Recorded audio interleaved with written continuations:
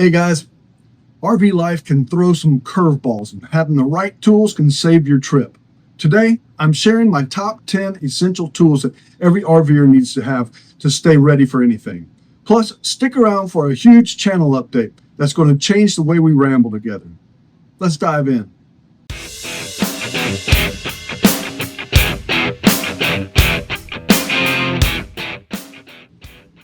Guys, whether you're fixing a loose screw or handling a roadside emergency, these 10 tools are practical and an absolute must-have for every RVer. I've learned this from years on the road, so let's make sure you're prepared. Now, the first thing I suggest you have is a cordless drill. It's perfect for tightening bolts or installing accessories like awnings. I keep a couple extra batteries, so I always have one that's charged. There's nothing worse than being in the middle of a repair and having a dead battery. These things are also really good because you can put drivers in these things and you can use sockets on them. You can put screwdriver bits in them. You can do multiple things without just relying on just drill bits. It can handle a lot of different jobs. But you also do need a set of good drill bits. These pair well with the drill for custom jobs like mounting shelves and fixing things. Just make sure you get one that's got a good variety of bits all through. And always keep up with your bits. It's way too easy to break one of these smaller bits like this 1/8 inch bit, that's my favorite, and forget about it. Then the next time you go to a job, to do a project or whatever, you don't have one. I usually keep a couple extra ones up here just in case I'll break one, and I always make sure that I replace it when I do. And this is a must-have for any RVer. You are going to need a square bit, or also known as Robertson bit. They are always used on RVs. RVs, every screw on here has got a square bit on them. So make sure you have a square bit. Let me show you what they look like. Let's see from here. Can you see that? They got a square tip on them. On a lot of these square bit screws, can you see the end of that? You can use a Phillips head screwdriver, but you really can't get a good purchase on it when you're trying to screw it in and tighten it completely. So in a pinch, you can use a Phillips head. See here, it will go in there, but it doesn't get near the bite as the square bit will. You're also going to need to get yourself a portable air compressor. You can use this to keep your tires inflated for towing, or you might need to inflate your air mattress or adjust the air pressure in your airbags of your tow vehicle, as a matter of fact. These things, they come in handy quite often. And when you're out on the road and you have a low tire, there's no replacement for not having it. You got to track down a gas station that has them. So get yourself a portable 12-volt air compressor. It has alligator clips on it. I just hook it to the battery in the truck. It's got a really long cord. I have had this where I have used it to inflate the trailer tires. You ran it off of the battery in the truck, and with the cord, or with the air hose, I should say, I can reach all the way back there to my tires. Here's the air hose. It just hooks right onto this line right here. You plug this onto the truck. It's got a on-off switch right here, and you just inflate with it like that. So you definitely need to make sure you get yourself a portable air compressor.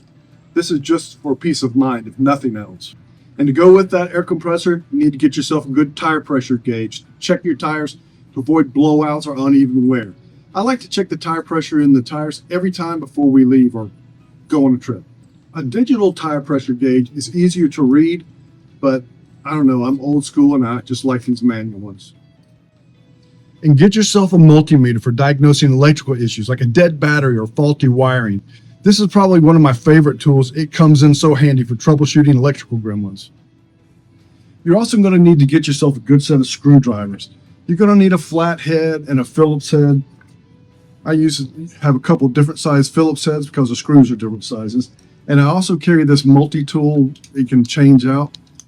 This thing is what I usually put my Robertson bits in, so make sure you've got that. You're also going to need to have yourself a good set of pliers. I like these channel lock pliers, regular grip pliers, and of course you're always going to wind up with something that you need to get some needle nose pliers into. These vice grips are good for when you just need an extra little grip, and make sure you have some good wire cutters. And of course, no tool set is ever complete without a ratchet and socket set. You need to have sockets that are big enough to fit your wheel lugs and small enough to fit any of the hexagonal bolts that are spread throughout the RV. Now, I like to have a set of 1/2-inch drive with a ratchet, and I usually get some extensions for them also. And then make sure you've got 3/8 drive. These can handle the smaller bolts that you have. And again, 3/8 drive ratchet and some extensions. It goes without saying, you can even get a 1/4 drive, and I do have that. I just didn't show those for you, but those are convenient to have on hand as well. And of course, you're going to need to get yourself a good set of wrenches. Wrenches tighten up everything from propane fittings to hitch adjustments, and a good set of wrenches are just another one of the things that every RVer must have in your camper. You just never know what you're going to have to tighten on an RV. So make sure when you get yourself one, get one that's got SAE and metric. That way you're covered on all your sizes. I know this video title said the top 10 essential tools to have. So this is a couple bonus things. When I was going through my toolbox to see what I thought you guys ought to have, I came up with a few more items that I think every RVer should carry with them. This is some black electrical tape. I always have some of that for when I'm doing wiring repairs. You need to have yourself some of that on hand. And also, you need a good tape measure. If you're backing into your spot and you don't know if you're getting too close to one of the electrical outlets or the water spigot or whatever, you can always measure this and know how close you are. And there's always a time when you need a tape measure. So make sure you've got a good tape measure. And this is another bonus. This little kit right here, this is my go-to kit actually. It's got I keep all my screwdriver bits, and it's got certain socket sizes in here and different assortment of Torx bits and screwdriver bits and stuff in here. And I also keep these little drivers. These are attached to my drill, and you can put a socket on the end of them. And I've got them for 1/4-inch drive. I've got them for 1/2-inch drive and 3/8 drive. And I also keep my extra screwdriver bits, my Robertson bits and stuff like that. I keep extra one of those in here. Let's see if I can. Here's another Robertson bit I always keep in there. So it's really good to have on hand. That's a little bonus for you. All right, guys, these tools are all about being ready for any kind of challenge that you might find. And that's why Ramblin Reflections is making a big change. This is going to be our final Sunday video. Starting July 16th, we're switching our release dates to Wednesday at 12 p.m. Eastern Time.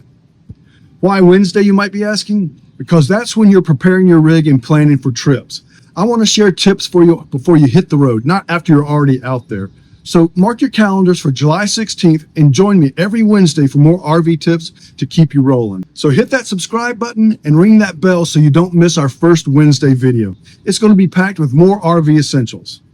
Thanks for rambling with me today, guys. Drop a comment with your favorite go-to RV tool, and I'll see you on Wednesday, July 16th at 12 p.m. Eastern Time. Until then, stay safe out there and safe travels.